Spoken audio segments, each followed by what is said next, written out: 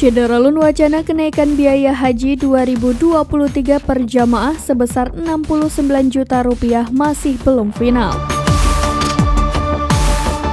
Dirjen Penyelenggaraan Haji dan Umroh Kementerian Agama, Hilman Latif dalam keterangannya pada Minggu 22 Januari 2022 mengatakan, usulan itu masih akan dibahas bersama Komisi 8 DPR.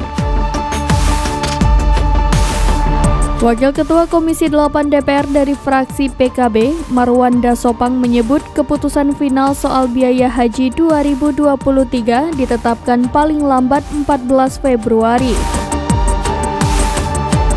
Menurutnya, pembahasan biaya haji harus segera selesai sebab calon jamaah perlu waktu untuk pelunasan.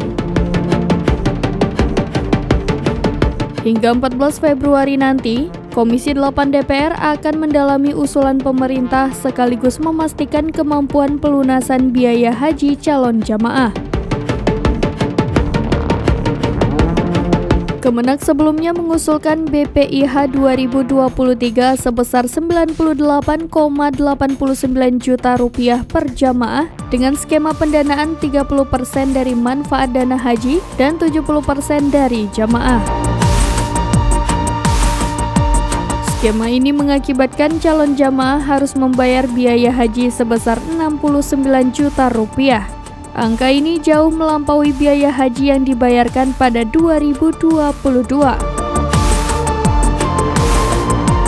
Mengenai kabar biaya paket haji di Arab Saudi turun, Hilman membenarkan hal itu. Arab Saudi memang menurunkan biaya paket layanan haji 1444 Hijriah sekitar 30% dari harga 2022.